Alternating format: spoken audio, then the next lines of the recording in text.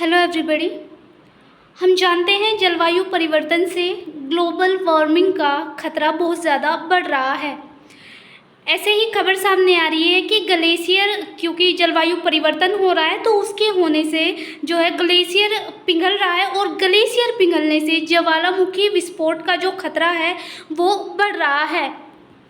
तो इससे दुनिया पर क्या प्रभाव पड़ेंगे, दुनिया के जो जलवायु है उस पर क्या प्रभाव पड़ेंगे, आगे हम चर्चा करेंगे। ग्लेशियरों का पिघलने, जो ग्लेशियर पिघल रहे हैं उनका जो समुद्री स्तर है, मतलब जल स्तर है, वो भी बढ़ रहा है और इससे जो ज्वालामुखी विस्फोट का जो खतरा है, क्योंकि जो ज्वालामुखी विस्फोट हो रहे हैं उनका भी जो है ग्लेशियर पिघलने से बहुत ज़्यादा प्रभाव जो है ज्वालामुखियों पर पड़ रहा है। आइसलैंड और चिली जैसे क्षेत्रों में जो बर्फ है उसके दबाव के हटने से ज्वालामुखी अधिक सक्रिय हो रहे हैं। जैसे कि हम देख सकते हैं कि जो ये ग्लेशियर है, ग्लेशियर जो होते हैं उनका जो है अंदर जो मैग्मा होता है, ग्लेशियर का दबाव मैग्मा पर पड़ता रहता है। तो ऐसे में अगर ग्लेशियर जो है, ये ग्लेशियर पिघल जाते हैं तो जो अंदर मैग्मा पर दबाव होता है वो हटने लगता है और दबाव के हटने से जो ज्वालामुखी की आसपास की गैसें होती है वो पिघलने लगती है, जिससे ज्वालामुखी सक्रिय होता है और जो है ज़्यादा सक्रिय होने से जो है उसमें विस्फोट हो जाते हैं। तो ऐसे ही जो है ग्लेशियर पिघलने से जो समुद्री का जल स्तर तो बढ़ रहा है, साथ ही ज्वालामुखी विस्फोट का खतरा भी तेजी से देखने को मिल रहा है। 2025 में हाल ही में प्राग में आयोजित गोल्ड समिट कॉन्फ्रेंस हुई है, तो वहाँ पे एक जो अध्ययन हुआ है उसके अनुसार कहा गया है कि ग्लेशियरों के पिघलने से ज्वालामुखी जो है एक से अधिक बार विस्फोट हो सकते हैं, जिससे जलवायु परिवर्तन भी हो सकते हैं और कई तरह की गंभीर समस्याएं भी पैदा हो सकती है। हम जानते हैं कि जो विस्फोट होते हैं ज्वालामुखी में, उसमें कई तरह की खतरनाक गैसें निकलती है। जो आसपास के जो क्षेत्र है उन जो है वो भी बहुत ज़्यादा प्रभावित होते हैं और कई तरह की बीमारियां भी जो है इनसे उत्पन्न होती है। ग्लेशियर पिघलने से और ज्वालामुखी क्यों सक्रिय है? दुनिया के 245 सक्रिय ज्वालामुखी ऐसे हैं, जैसे अगर हम बात करें कुछ क्षेत्रों की, जैसे अंटार्कटिका है जो रूस, न्यूजीलैंड और उत्तरी अमेरिका, इन क्षेत्रों के ग्लेशियर ऐसे हैं जिनमें नीचे 5 किलोमीटर के दायरे में ज्वालामुखी जो है सक्रिय रूप से मौजूद है। यहाँ पर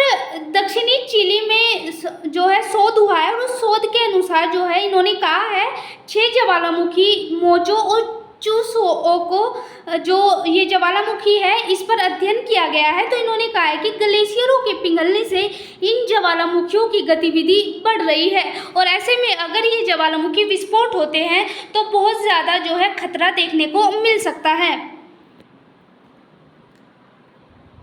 ग्लेशियरों के पिघलने से कैसे प्रभावित हो रहे हैं ज्वालामुखी? हम जानते हैं कि जो ग्लेशियर होते हैं उनमें जो है वजन होता है और भारी वजन के कारण पृथ्वी की सतह और इसके नीचे जो मैग्मा होती है, मैग्मा की जो परतें होती है उन पर जो है ग्लेशियर का दबाव रहता है। लेकिन जैसे ही ग्लेशियर पिघलता है तो यह दबाव जो है धीरे धीरे कम होता है और दबाव कम होने से ज्वालामुखी गतिविधियां पर जो मैग्मा पर जो है ग्लेशियरों के दबाव के कारण सतह का जो नियंत्रण होता है वो कम हो जाता है। तो ऐसे में जो है ग्लेशियर पिघलते हैं और पिघलने से दबाव कम होने से मैग्मा और जो है आसपास यानी ज्वालामुखी के आसपास मैग्मा और गैसें फैलने लगती है और गैसें फैलने से ज्वालामुखियों के नीचे जो दबाव होता है वो बढ़ जाता है और नीचे दबाव कम होने से ज्वालामुखी विस्फोट हो जाता है। तो ज्वालामुखी जो विस्फोट हो रहे हैं तो इनका कारण ग्लेशियर जो है, ग्लेशियरों का पिघलना, क्योंकि ग्लेशियर बहुत बड़ी मात्रा में पिघल रहे हैं, जो है समुद्र का जल स्तर भी बढ़ रहा है और ज्वालामुखी विस्फोट भी जो है होने का जो कारण है वो ग्लेशियरों को भी माना जा रहा है। ऐसे ही 1000 साल पहले आइसलैंड में ग्लेशियर पिघलने से विस्फोट हो चुका है। जो आखिरी हिमयुग आया था उसके अंत में जब ग्लेशियर पिघला था तो आइसलैंड के ज्वालामुखियों में जो है जो धरती थी उसमें 5 गुना जो मतलब 50 गुना जो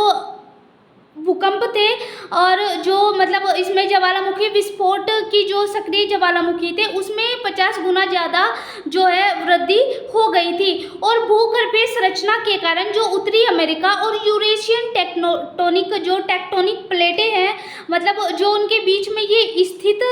था, जो आइसलैंड ग्लेशियर है, मतलब जो ये यहाँ पे आइसलैंड है, इसमें जो ज्वालामुखी विस्फोट हुआ था भूगर्भीय संरचना के कारण, तो जो उत्तरी अमेरिका और यूरेशियन टेक्टोनिक है उसके बीच में प्लेट स्थित है, तो वहाँ पे जो है ये विस्फोट हुआ था। तो ऐसा विस्फोट हम हिमयुग के अंत में भी देख चुके हैं।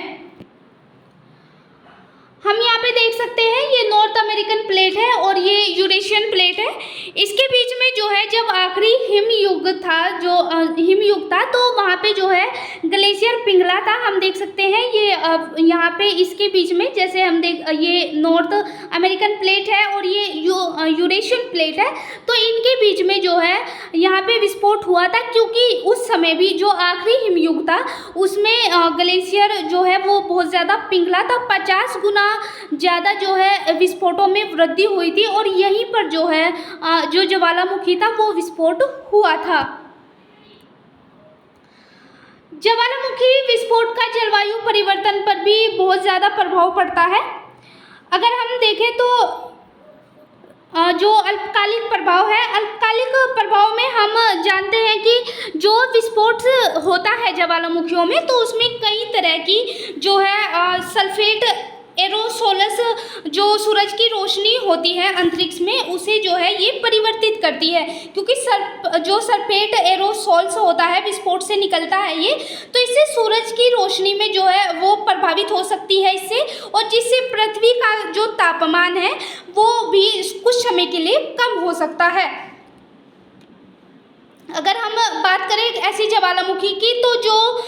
इंडोनेशिया में माउंट तबोरा में एक विस्फोट हुआ था, यानी 1815 में जो ये विस्फोट हुआ था ज्वालामुखी में, तो वह उसमें जिस साल जो है 1815 में यह विस्फोट हुआ था माउंट तबोरा इंडोनेशिया में, तो गर्मी उस वक्त नहीं थी, तो इससे जो है गर्मी न होने के कारण वैश्विक स्तर पर बहुत ज़्यादा प्रभाव इसका देखा गया था। तो ये इसके अल्पकालिक प्रभाव में आते हैं। अब बात करते हैं इसके दीर्घकालिक प्रभाव की। दीर्घकालिक प्रभाव में बात करें तो जो दीर्घकालिक प्रभाव है, क्योंकि हम जानते हैं ज्वालामुखियों से कई गैसें निकलती है। ज्वालामुखी कार्बन डाइऑक्साइड जो CO2 है, या फिर जो अन्य हम कह सकते हैं जैसे ग्रीन हाउस गैसें होती है, तो उन्हें भी जो है विस्फोट जो होता है ज्वालामुखी उससे निकलती है ग्रीन हाउस गैसें, जो लंबे समय तक विश्व के तापमान को बहुत ज़्यादा प्रभावित करती है, और ज्वालामुखी विस्फोट से बहुत तापमान में बहुत ज़्यादा वृद्धि भी देखने को मिलती है। इससे क्योंकि जो तापमान है वो बहुत ज़्यादा बढ़ जाता है, तो तापमान के बढ़ने से जो ग्लेशियर है वो उसमें भी पिघलने में बहुत ज़्यादा वृद्धि देखने को मिलती है, वो भी तेज़ी से पिघलता है, जिससे जो है ज्वालामुखी विस्फोट और ज़्यादा बढ़ जाते हैं।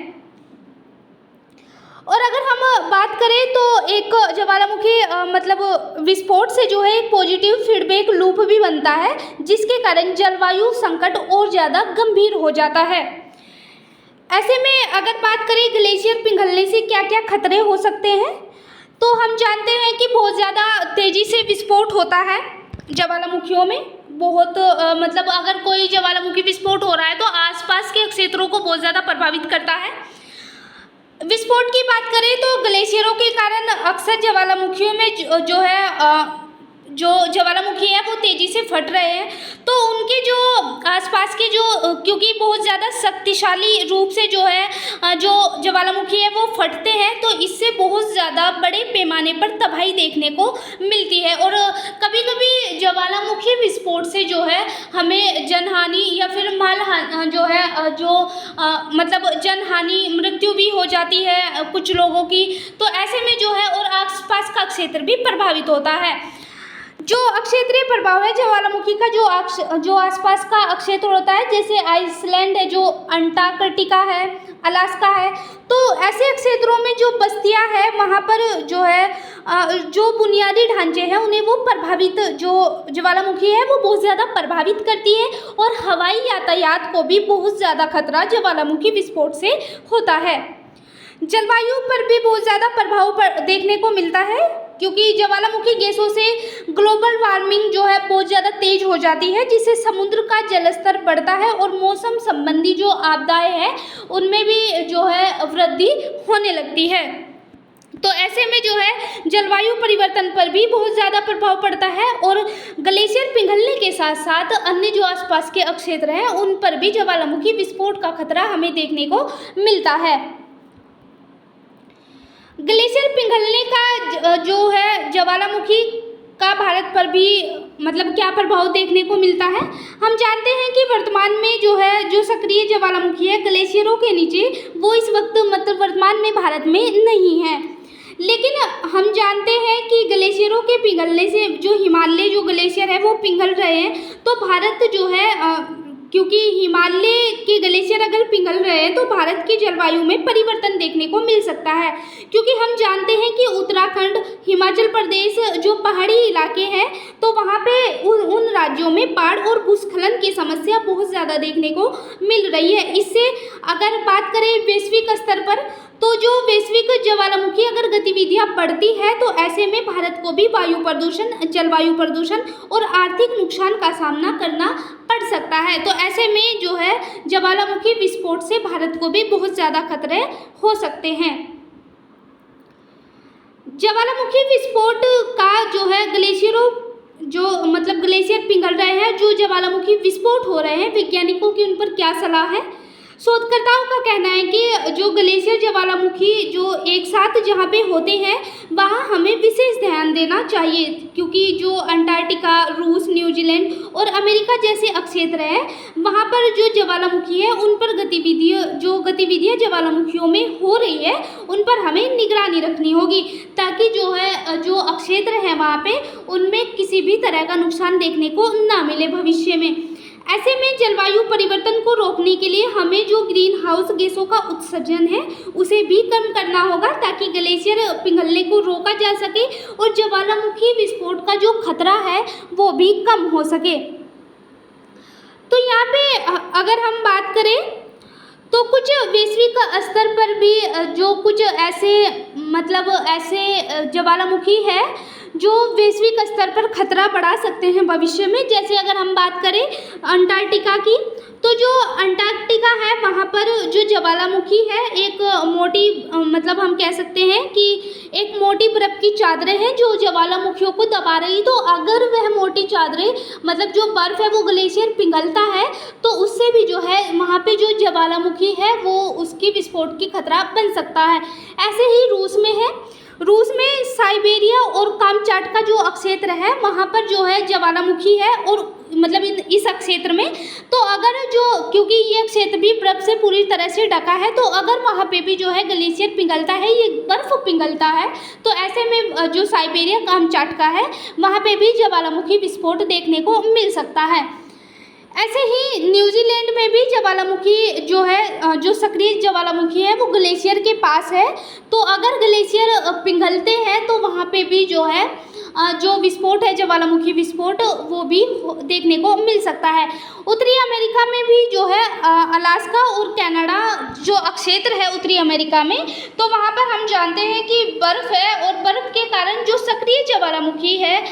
वहाँ पे भी जो है ग्लेशियर से ढका है, यानी बर्फ़ से वो ज्वालामुखी ढका है। तो ऐसे में अगर जो है वो ग्लेशियर पिघलता है तो ज्वालामुखी विस्फोट हो सकता है, जिससे आसपास का जो क्षेत्र है अलास्का, कनाडा, उत्तरी अमेरिका, तो वहाँ पे बहुत ज़्यादा खतरा जो है इससे देखने को मिल सकता है। और जो वैश्विक स्तर के ये ज्वालामुखी है अंटार्कटिका, रूस, न्यूजीलैंड, उत्तरी अमेरिका, तो ऐसे में अगर यहाँ पे विस्फोट हो जाता है तो विश्व स्तर की जो जलवायु है उसमें बहुत ज़्यादा परिवर्तन देखने को मिल सकता है, क्योंकि जो ज्वालामुखी है उनमें बहुत ज़्यादा जो है मेघमाल, लावा, कई तरह की गैसें निकलती हैं, जिससे गैसों से जो है गंभीर बीमारियों का खतरा बढ़ सकता है। जलवायु परिवर्तन से अगर जलवायु परिवर्तन होती है तो तापमान में वृद्धि हो सकती है, और तापमान वृद्धि के कारण भी कई सारी जो है जलवायु परिवर्तन हमें देखने को मिल सकते हैं। तो ये आज की हमारी करंट की न्यूज़ थी। Thank you so much.